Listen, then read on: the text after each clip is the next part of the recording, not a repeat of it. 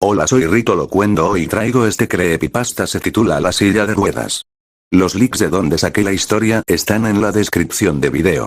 Bien, vamos a la creepypasta. A los 50 años de edad, Edmund Faraday tenía todas las razones para estar satisfecho de la vida. Poseía todo lo que realmente deseaba, y además en abundancia. La salud era una de las principales causas de su satisfacción, y a menudo pensaba que la profesión médica tendría muy poca cosa que hacer si todo el mundo fuese como él. Su apreciación de su buena suerte le permitía en ocasiones tentarla. Comía sin mesura y consumía grandes, aunque nunca excesivas, cantidades de alcohol proveniente de diversos tipos de licor, aludiendo agradablemente a su inmunidad ante cualquier efecto desagradable. También hacía saber a todo el mundo que cada mañana tomaba un baño de agua fría, que pasaba 10 minutos frente a una ventana haciendo ejercicios y flexiones, y que se tomaba el desayuno con gran apetito. No resultaba tan popular, sin embargo, su escaso respeto por aquellos que tenían que cuidarse. Y no es que lo expresase en términos despreciativos, sino más bien al contrario. Mostraba una jovial simpatía por todos aquellos hombres, quizá 10 años más jóvenes que él, que elegían ser prudentes con el alcohol. Eso que se pierde, abuelo, comentaba, pero ya espabilará. Además de estas ventajas físicas, era dueño de unos considerables ingresos derivados de sus acciones en una compañía muy segura dedicada a los grandes almacenes, que él mismo había fundado y de la que era presidente. Aquello y sus ahorros acumulados le permitían vivir como le apeteciese. Tenía una casa cerca de Ascot en la que pasaba casi todos los fines de semana, desde el viernes hasta el lunes, jugando constantemente al golf, y otra en Massington Square, convenientemente cercana a su negocio. Podía esperar una razonable y próspera travesía en aquel último tramo de la vida que en los hombres acomodados suele continuar hasta bastante después de haber cumplido los 70. En Londres estaba acostumbrado a jugar todos los días al bridge durante un par de horas en su club, antes de regresar a su hogar de soltero, del que se encargaba su hermana, y desde la mañana hasta la noche su vida se centraba en disfrutar o procurarse placeres. Alice Faraday era, dentro de su propio campo, una de las claves de su próspera existencia, ya que era la que se encargaba de los asuntos domésticos. Él la veía poco, ya que siempre desayunaba solo y durante la mañana únicamente coincidían unos instantes, cuando él descendía las escaleras para dirigirse hacia su oficina y le decía si vendrían algunos amigos a cenar o si por el contrario era él quien cenaría en otro lugar. Entonces ella hablaba con el cocinero, telefoneaba a los proveedores, y recorría la casa para asegurarse de que todo estaba ordenado e impoluto. Al final del día era también rara la ocasión en la que recibían juntos la noche, ya que o bien él cenaba fuera dejándola sola, o bien invitaba a 3 o quizá a 7 amigos, entre los que formaban 1 o 2 mesas de bridge. En aquellas ocasiones, Alice nunca participaba. No le gustaba jugar a las cartas, estaba bastante sorda, mantenía un silencio nada decorativo y sentía que ya había quedado representada por la admirable comida que les había proporcionado tanto a él como a sus amigos. En la residencia de Ascot desempeñaba un papel parecido, acudiendo allí en tren los viernes por la mañana para que la casa estuviera preparada cuando llegara él montado en su coche algo más tarde. A veces Faraday se preguntaba si no se sentiría más a gusto casándose y proporcionándole a Alice una casa modesta que fuera de su propiedad y una renta equivalente, ya que, aunque raras veces la veía, su presencia le repugnaba ligeramente. Pero el matrimonio era algo arriesgado, especialmente para un hombre de su edad, que se había librado durante tanto tiempo, y además podría topar con una esposa que tuviera voluntad propia, y que no entendiera, del modo que lo hacía Alice, que la única razón de su existencia debería ser hacerle sentir cómodo.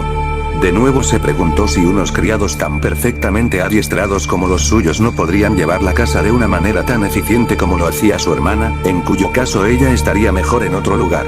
Él desde luego se sentiría más a gusto si no viviera bajo el mismo techo. Pero podría pasar que su cocinero se despidiera, o que la chica que limpiaba la casa hiciera mal su trabajo, y además había facturas de las que encargarse, e impuestos que pagar, y había que pensar en el abastecimiento. Alice se encargaba de todo aquello, y lo único que él tenía que hacer era extenderle un cheque mensual, refunfuñando al ver el total. Y respecto a sus ocasionales cenas con ella, aunque era aburridísimo sentarse frente a aquella criatura medio sorda, grosera y huesuda, aquellas noches eran las menos, y en cuanto acababa de cenar se retiraba a su estudio y pasaba 1 o 2 horas tolerables entretenido con un libro o un crucigrama. ¿A qué se dedicaba ella? No tenía ni idea, y tampoco es que le importara mientras ella no le importunase. Probablemente leería aquellos espantosos libros sobre el subconsciente y las ciencias ocultas que tanto le gustaban. Para él, con el consciente ya le bastaba, y ella tenía poco espacio reservado en el suyo. ¡Qué mujer tan desagradable y enigmática! Qué extraño que él, tan pulcro y robusto, llevara su misma sangre. Aquel régimen, sin duda el más cómodo que había podido idear para sí mismo, había sido prácticamente impuesto sobre Alice. Ella había cuidado de la casa de su padre hasta la muerte de este, quien al ir envejeciendo había caído en las malas costumbres. Había perdido un capital considerable especulando estúpidamente en el mercado de valores, y durante sus últimos 5 años había pasado a depender completamente de su hijo, que los había alojado a ambos en un pequeño y sórdido piso a la vuelta de la esquina de Massington Square. Entonces el viejo sufrió un ataque y quedó parcialmente paralizado, y Edmund, siempre despreciativo de los enfermos y los incapaces, le había tacañeado hasta el último penique del par de cientos de libras que le pasaba anualmente. Al mismo tiempo, admiraba la habilidad para la gestión y la economía exhibidos por su hermana, que conseguía ofrecerle a su padre una existencia cómoda pese a su magra miseria. Por ejemplo, incluso había conseguido comprarle una silla de ruedas de segunda mano, destartalada y desgastada por el uso, con la que los días soleados le paseaba por los jardines de Massington Square, o sencillamente se sentaba a su lado para leerle. Ciertamente, sabía cómo aprovechar el dinero, de modo que, al morir su padre, y ya que era su deber ocuparse de ella, Edmund le ofreció 100 libras al año, alojamiento y manutención, a cambio de que llevara la casa por él. Si no aceptaba aquella oferta, debería arreglárselas sola, y dado que no poseía un penique, no estuvo en su mano oponerse. Habían traído consigo la silla de ruedas, y la había guardado en un gran trastero que había en el jardín trasero de la casa de su hermano. Quizá podría ser de algún uso en otra ocasión. Edmund Faraday era un hombre astuto, pero nunca sospechó que existiese alguna razón, aparte de la necesidad material, por la que Alice hubiera aceptado su oferta de tan buen grado. Brevemente, esta razón era que su hermana le profesaba un odio que se incrementaba y brillaba furioso ante su presencia. Ella lo abrazaba, lo atesoraba y lo alimentaba, pero para hacer todo aquello necesitaba estar cerca de él. De otra manera, podría enfriarse y morir. Oírle llegar alguna tarde la emocionaba al sentir su cercanía. Sentarse con él en silencio durante sus escasas y solitarias cenas, observarle, servirle, representaba un festín para ella. No tenía ningún deseo personal de dañarle, incluso aunque eso hubiera sido posible, pero sentía que debía estar cerca, esperando a que cayera sobre él alguna desgracia inconjeturable, la cual, aunque pudiera demorarse todo lo que quisiera, acabaría por llegar con toda seguridad, al menos mientras ella mantuviera la dinamo de su odio constantemente encendida. Toda emoción intensa, ella lo sabía, representaba una fuerza en el mundo, y antes o después acabaría por realizarse con creces.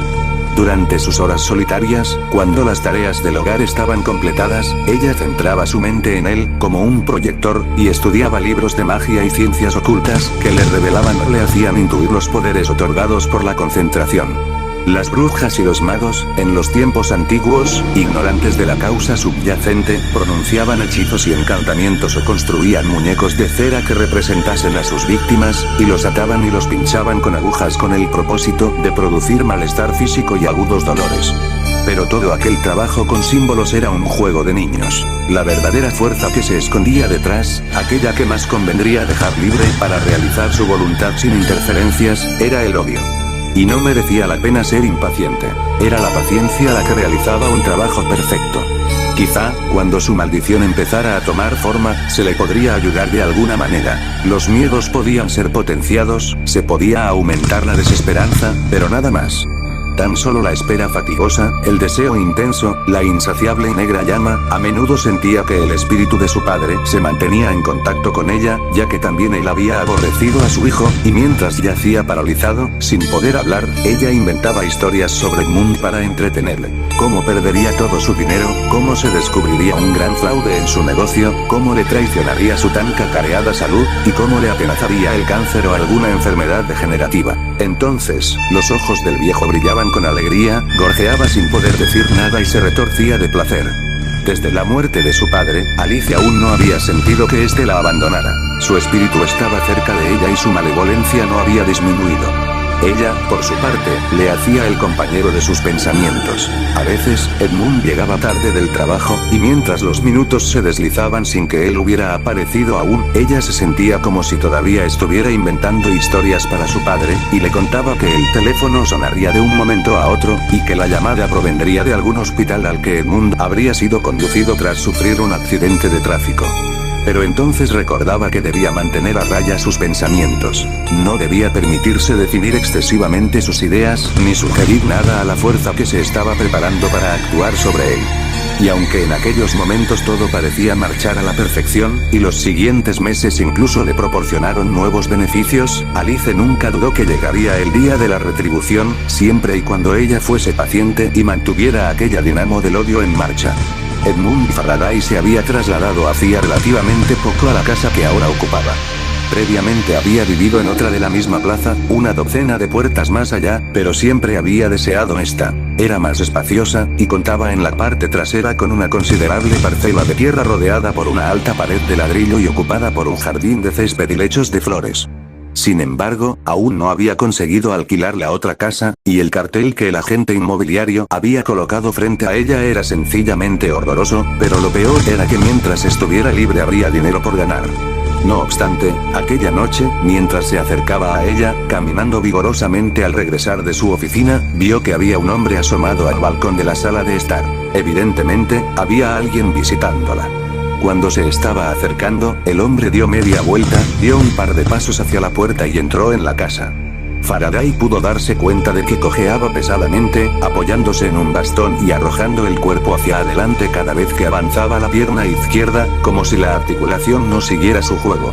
Pero aquel no era problema suyo, y se sentía satisfecho con pensar que alguien había acudido a visitar su vacía propiedad. A la mañana siguiente, de camino a la oficina, pasó a ver a la gente en cuyas manos había dejado la casa, y le preguntó quién se había interesado por ella. El agente no sabía nada al respecto, no le había cedido las llaves a nadie. Pero anoche vi a un hombre en el balcón, dijo Faraday. Tuvo que hacerse con las llaves de alguna manera. Sin embargo, las llaves estaban en su lugar habitual, y el agente prometió enviar a alguien de inmediato para asegurarse de que la vivienda estuviera apropiadamente cerrada. Faraday se tomó la molestia de pasar de nuevo cuando regresaba a su casa para enterarse de que todo estaba en orden, que tanto la puerta principal como la trasera estaban cerradas y que no había ni rastro de que hubieran entrado ladrones. De alguna manera, aquel extraño incidente se grabó en la mente de Faraday, y algo más de una semana más tarde tuvo motivos para recordarlo. Una mañana vio en la calle, un poco por delante de él, a un hombre que cojeaba y se doblaba sobre su bastón, reconociendo de inmediato al visitante de la casa vacía, ya que su constitución y su modo de moverse eran los mismos, por lo que aceleró sus pasos con el objetivo de intentar echarle un vistazo. Pero la acera estaba repleta de gente, y antes de que pudiera alcanzarle el hombre había saltado a la calzada y había sorteado el abundante tráfico, de modo que Edmund le perdió de vista. En otra ocasión, mientras recorría la plaza hacia su casa, le vio caminando por el otro lado y en dirección opuesta, así que retrocedió para intentar interceptarle en el otro extremo del jardín. Pero para cuando llegó a la otra acera, ya no había ni rastro de él. Recorrió con la mirada la calle de arriba a abajo. Seguramente aquel modo de andar debería de ser visible desde una gran distancia. Se trataba de un hombre grande, de anchos hombros y fornido. Debería haber sido fácil distinguirle. Faraday estaba seguro de que no se trataba de un vecino de la plaza, ya que de otro modo le habría visto con anterioridad. ¿Qué habría estado haciendo en su casa cerrada? ¿Y por qué, de repente, le veía casi cada día? De una manera bastante irracional, sintió que aquel entrometido y sin embargo elusivo extraño tenía algo que ver con él. Al día siguiente iba a desplazarse hasta Ascot, y aquella noche fue una de esas escasas ocasiones en las que cenó con su hermana. Apenas tenía apetito, y estaba culpando mentalmente a la comida cuando el habitual silencio se rompió. De repente, su hermana le obsequió con una de aquellas risas suyas que parecía un balido y dijo: «Se me había olvidado decírtelo. Hoy ha venido un hombre que deseaba hablar contigo sobre el alquiler de la otra casa». No dio ningún nombre y le he dicho que eso era cosa del agente inmobiliario, así que le he dado la dirección. ¿He hecho bien, Edmund? ¿Cómo era?, dijo él violentamente. No he llegado a ver su cara con claridad. Cuando yo he bajado al recibidor, ya se había colocado de pie frente a la ventana. Pero era corpulento, más o menos como tú, aunque tullido. cojeaba mucho y se apoyaba en un bastón. ¿A qué hora ha sido? Un par de minutos antes de que llegaras. ¿Y entonces? Bueno, cuando le he dicho que se dirigiera al agente inmobiliario, se ha dado la vuelta y se ha marchado y, como te decía, no he llegado a ver su cara. En todo caso tenía algo raro. Le he observado desde la ventana y le he visto rodear la plaza para marcharse por la otra acera. Un par de minutos después te he oído entrar. Ella le observó mientras hablaba y vio que la preocupación tenía su cara. No logro averiguar quién es ese tipo, dijo él. Por tu descripción parece un hombre al que vi en el balcón de la otra casa hace una semana. Sin embargo, cuando fui a preguntarle a la gente, resultó que nadie le había solicitado las llaves, y la casa estaba completamente cerrada. Le he visto varias veces desde entonces, aunque nunca de cerca. ¿Por qué no le has preguntado su nombre o su dirección? Sinceramente no se me ha ocurrido, respondió ella. Si vuelve a aparecer, no te olvides de hacerlo. Y ahora, si has terminado, puedes retirarte. Mañana por la mañana irás a Ascot y prepararás una buena comida. Vendrán 3 amigos míos a pasar el fin de semana. Faraday acudió a su ronda de golf del sábado por la mañana de excelente humor. Había ganado sobradamente al bridge la noche anterior y se sentía vigoroso y agudo. La mañana era muy calurosa y el sol resplandecía con fuerza, pero un pequeño grupo de oscuras nubes se aproximaba por el este, amenazando con un chaparrón.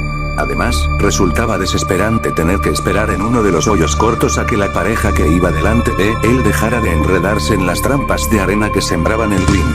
Finalmente consiguieron superarlas, y Faraday, mientras esperaba a que cambiaran de hoyo, vio que un hombre fornido, que se apoyaba en un bastón y cojeaba pesadamente, les estaba observando. Está aquí, dijo para sí. Ahora podré verle bien.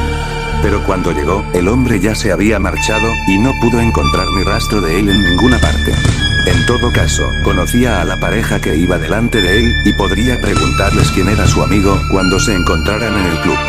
En aquel momento empezó a llover, durante poco tiempo pero con gran intensidad, por lo que su compañero fue a cambiarse en cuanto entraron en el local.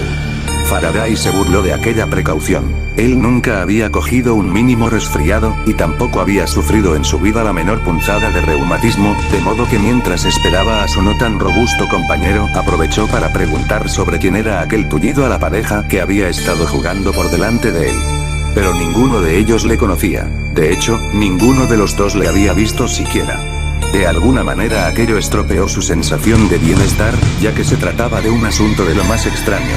Pero el domingo amaneció despejado y brillante, por lo que nada más despertarse, saltó de la cama con la intención de ir a dar un paseo por el jardín antes de tomar su baño.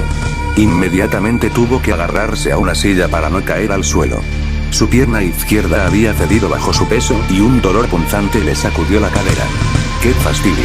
Quizá debiera haberse quitado aquellas ropas húmedas la tarde anterior. Se vistió con dificultad y descendió las escaleras cojeando. Alice estaba allí, colocando flores frescas sobre la mesa. Vaya, Edmund, ¿qué te pasa?, preguntó. Un leve ataque de reumatismo, dijo. Ya se me pasará en cuanto me mueva un poco. Pero moverse no resultaba tan fácil. El golf quedaba más allá de toda consideración, y tuvo que quedarse sentado todo el día en el jardín, maldiciendo aquella desacostumbrada aflicción, y durante todo el día la imagen de aquel hombre tullido, cuya complexión era la misma que la suya, se le enterró en el cerebro como un topo. De regreso a Londres, Faraday visitó a un médico fiable, el cual, tras enterarse de sus baños de agua fría y su indisciplinado uso de los placeres de la mesa y la bodega, le puso a régimen, lo que para él era una de las humillaciones más amargas, ya que acababa de alistarse en el despreciable ejército de los cuidadosos. Moderación, mi querido señor, dijo el doctor aconsejándole. Se acabaron para usted los baños de agua fría y el oporto, y ponga límite a su insaciable apetito. Sería también recomendable que empezara a hacer un poco de ejercicio en los días de diario y reducir el de los fines de semana. Siga trabajando, jugando sus partidas y viendo a sus amigos. Pero sobre todo, moderación, y pronto volveremos a tenerle en plena forma. De acuerdo a aquellos desagradables consejos, Faraday tomó la costumbre de regresar caminando hasta casa cada vez que acudía a cenar cerca del vecindario, y de dar un par de vueltas a la plaza antes de irse a la cama si lo hacía en casa. Aquella semana, contrariamente a la costumbre, las noches pasaron sin invitados, y la última de ellas, antes de regresar al campo, salió cojeando a eso de las 11, sintiéndose inquieto y mostrando una extraña aprensión hacia el futuro. Aunque la violencia del ataque había remitido, caminar seguía siendo doloroso y difícil, y sus titubeantes pasos, estaba convencido, no podían sino despertar una despreciable compasión en todos aquellos que le conocían y sabían el hombre dinámico y ágil que había sido. La noche aparecía cubierta de nubes y sofocantemente calurosa, y en el ambiente se respiraban una tensión y una opresión que iban a la par con su humor. Todos los placeres de su vida le habían sido arrebatados por aquella indisposición, y en su interior sentía con terrible seguridad que aquello no era sino la sombra de un visitante mucho más espantoso que se estaba acercando. Durante toda aquella semana, además, Alice se había comportado de una manera extraña. Parecía esperar algo, y aquella espera la llenaba de un regocijo secreto. Le vigilaba, tomaba notas, estaba alerta, había completado su primera ronda a la plaza y se encontraba ahora realizando la segunda, tras la cual se retiraría. Unos 100 metros le separaban de su casa, y tanto la acera como la calzada aparecían completamente desiertas. Entonces, a medida que se acercaba a su puerta, vio que una figura avanzaba en su dirección. Como él, cojeaba y se apoyaba en un bastón. Pero aunque hacía una semana había querido encontrarse con aquel hombre cara a cara, algo en su mente había cambiado, y ahora la perspectiva de encontrárselo le llenaba de un tembloroso terror. No había manera, en todo caso, de evitar aquel encuentro, a no ser que volviera a retroceder, y pensar que aquel hombre le estaba siguiendo le parecía algo más intolerable aún que enfrentarse a él. Entonces, mientras se encontraba a unos 12 metros, vio que el otro se había detenido justo frente a su puerta, como si le estuviese esperando. Faraday agarró sus llaves, preparado para entrar. No pensaba mirar al tipo en absoluto, sino pasar a su lado con la cabeza inclinada. Cuando apenas se encontraba a medio metro de él, el otro extendió la mano como haciendo un gesto que reclamara su detención, e involuntariamente Faraday se volvió. El hombre se encontraba junto a una lámpara, y su cara aparecía completamente iluminada. Y aquella cara era la cara de Faraday. Era como si se estuviera enfrentando a su propia imagen en un espejo, respirando dificultosamente, entró en su casa y cerró de un portazo. Allí estaba Alice, a su lado, esperándole, con toda seguridad.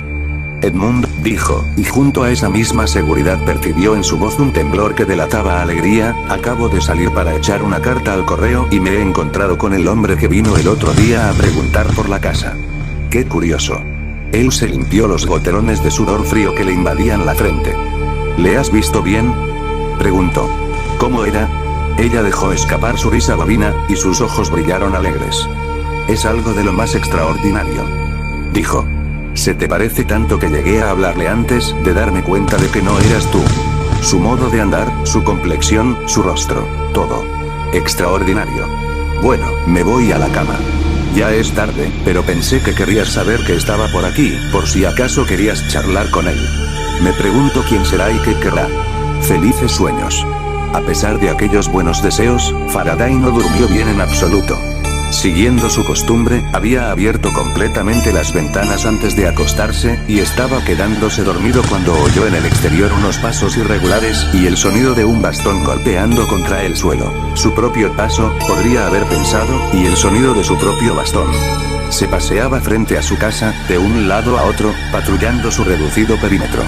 A veces cesaba durante un rato, pero tan pronto como el sueño empezaba a rondarle empezaba de nuevo. ¿Debería mirar?, se preguntaba, y ver si había alguien ahí.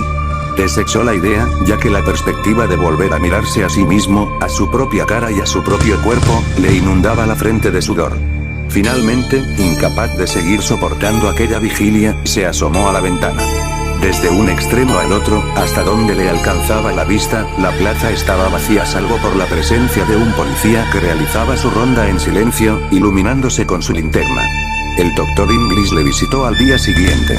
Desde su última cita, había examinado las radiografías de la articulación dañada, y podía ofrecerle nuevos detalles. No había rastros de artritis, un reumatismo muscular, el cual sin duda desaparecería con el apropiado tratamiento, era todo el achaque. De modo que Faraday se dirigió a su oficina, mientras que el doctor se quedó para hablar con Alice, ya que, según le había confesado jovialmente el primero, sospechaba que no iba a ser un paciente demasiado obediente, y que debería decirle a su hermana cuáles eran sus instrucciones respecto a la comida y los medicamentos. Físicamente no tiene ningún problema demasiado grave, señorita Faraday, dijo, pero hay algo que quiero consultarle. Le he encontrado muy nervioso y estoy seguro de que quería contarme algo, pero no se ha decidido a hacerlo. Debería haber superado este reumatismo hace días, pero tiene algo en la mente que está minando su vitalidad. ¿Tiene usted idea, en completa confidencialidad, por supuesto, de qué podría tratarse?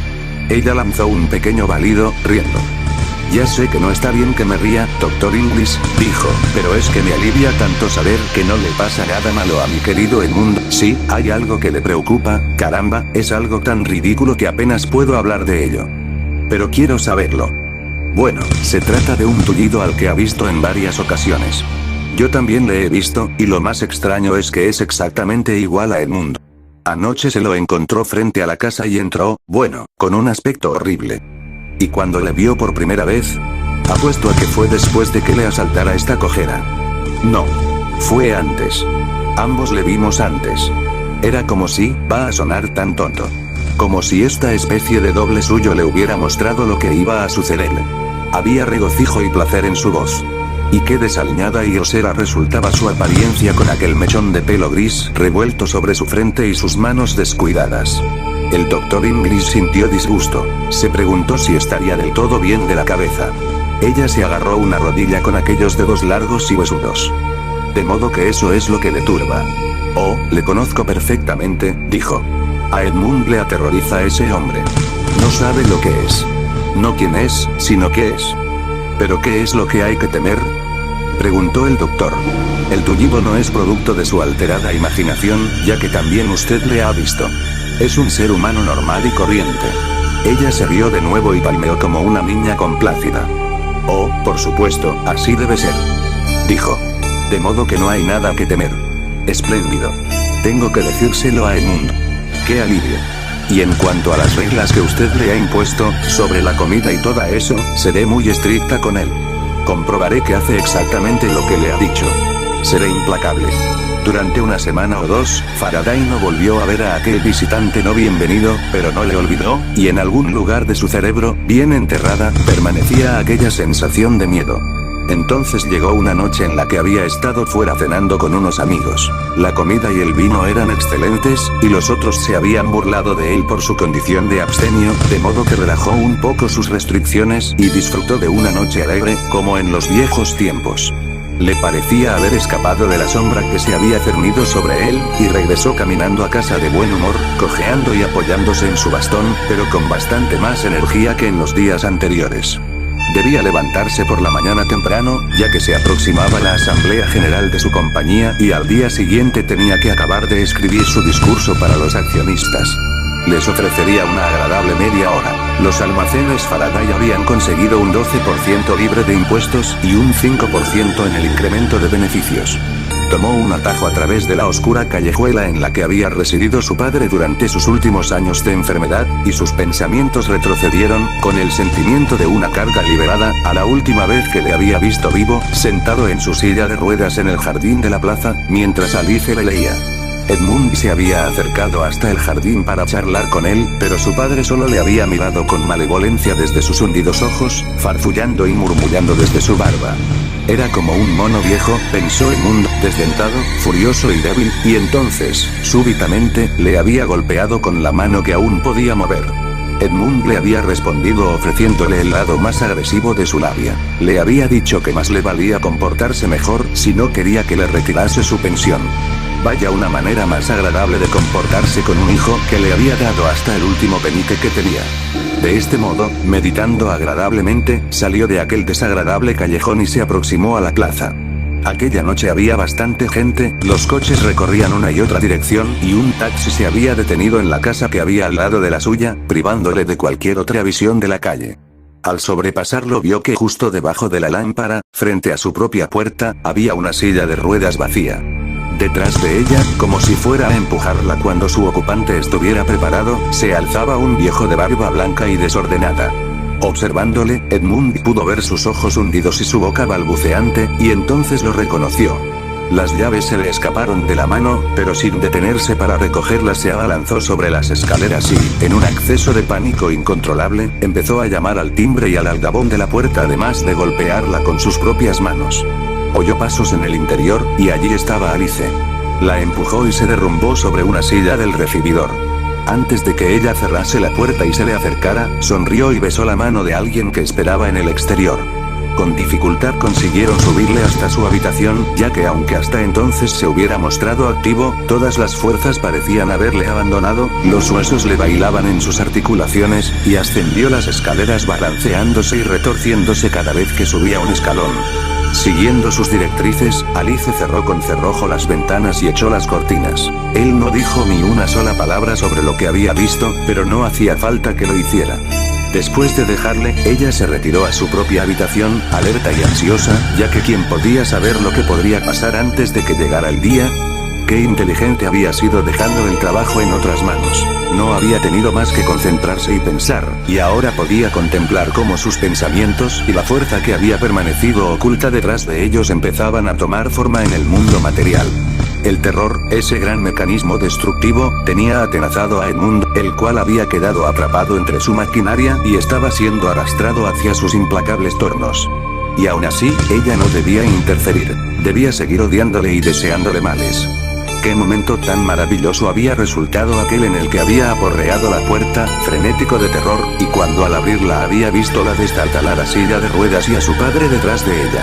Apenas pudo dormir aquella noche, pero yació feliz y preguntándose, reconfortada y tensa, si la fuerza podría volver a reunirse en cualquier momento para otorgar el golpe que acabara de una vez por todas con todo.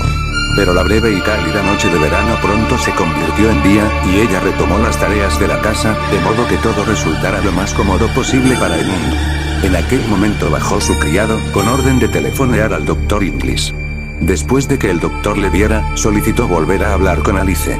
Esta repetición de su entrevista le resultó tan encantadora, era como la repetición de un fraseo musical en una sinfonía, amplificado e interpretado por más instrumentos, ya que el punto de vista que sobre su paciente le ofreció fue mucho más pesimista. Aquella repentina rigidez de las articulaciones no podía ser explicada mediante causas físicas, y además había llegado acompañada de una acentuada pérdida de energías que no podía ser explicada con ninguna lesión corporal. Ciertamente había recibido un shock tremendo, mas no quería hablar de ello. De nuevo el doctor le preguntó si sabía algo al respecto, pero todo lo que ella le pudo decir fue que había llegado la noche anterior en un estado de terror absoluto y de colapso completo. Además, había otra cosa. Estaba muy preocupado por el discurso que debía dar en su asamblea general. Era importantísimo que descansara y durmiera, y mientras aquel discurso ocupara su mente, evidentemente no podría conseguirlo. Estaba determinado a levantarse para descender a su estudio, donde tenía los papeles necesarios. Con la ayuda de su criado, podría llegar hasta allí, y cuando su trabajo estuviese acabado, podría descansar tranquilamente.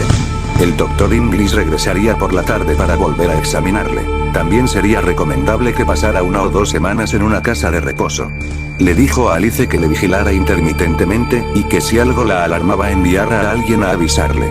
Enseguida volvió al piso de arriba para ayudar a Edmund a bajar, y entonces se oyeron los ruidos de unas pesadas pisadas, y los crujidos del pasamanos, como si un peso muerto se estuviese deslizando sobre él. Aquello le trajo a Alice a la memoria el recuerdo del funeral de su padre, y del momento en el que habían descendido su ataúd por las estrechas escaleras de la pequeña casa que la generosidad de su hijo les había proporcionado. Acompañó a su hermano y al doctor hasta el estudio y le acomodaron junto a la mesa. La habitación daba al jardín que había en la parte trasera de la casa, y una enorme ventana francesa, que se abría directamente sobre el suelo, se comunicaba con él. Destacaba en su interior un platanero con el follaje veraniego en todo su esplendor. Aquella mañana bochornosa la habitación estaba oscurecida por la luz verdosa y crepuscular que se filtraba a través de sus hojas. La mesa estaba repleta de folios desparramados, y Faraday se sentó en una silla, dándole la espalda a la ventana.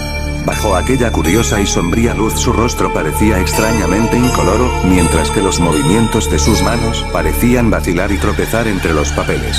Alice regresó 1 hora más tarde mientras él seguía allí sentado, tan ocupado que ni siquiera le dirigió la palabra, y ella encendió la luz eléctrica porque el día se había oscurecido aún más. Y después cerró la ventana del jardín porque había empezado a llover intensamente. Mientras echaba los cerrojos, vio que la figura de su padre se erguía allí afuera, apenas a 1 metro de distancia. Él sonrió y asintió, y puso un dedo frente a sus labios, como si solicitara silencio. Después le hizo un leve gesto indicándole que se retirara, y ella abandonó la habitación, dirigiendo una mirada hacia atrás al cerrar la puerta. Su hermano seguía afanándose con su trabajo, y la figura del exterior se había acercado aún más a la ventana. Alice deseaba quedarse, deseaba ver con sus propios ojos lo que iba a suceder, pero era mejor obedecer aquel gesto y marcharse. El recibidor estaba muy oscuro, y ella permaneció allí unos instantes, escuchando atentamente.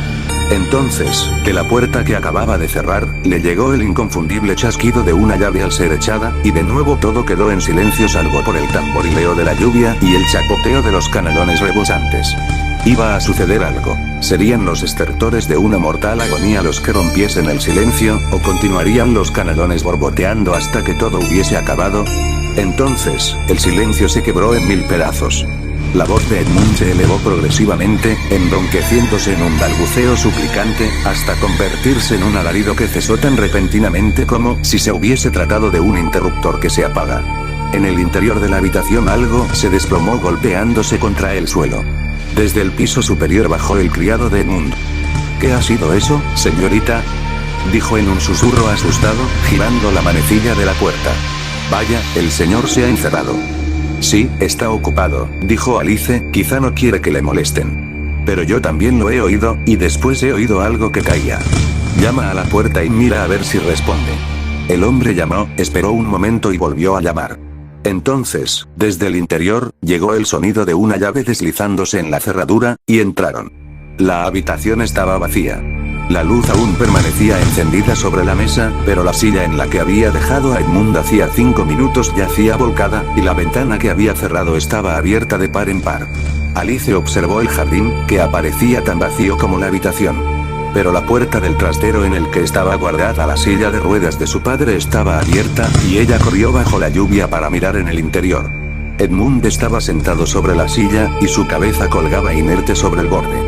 Eso es todo, aquí termina la creepypasta. Suscríbete a mi canal de YouTube. Actívate por favor la campanita de notificaciones para que no te pierdas ningún vídeo. Comenten al respecto. Soy Rito Locuendo, hasta el próximo video. Adiós.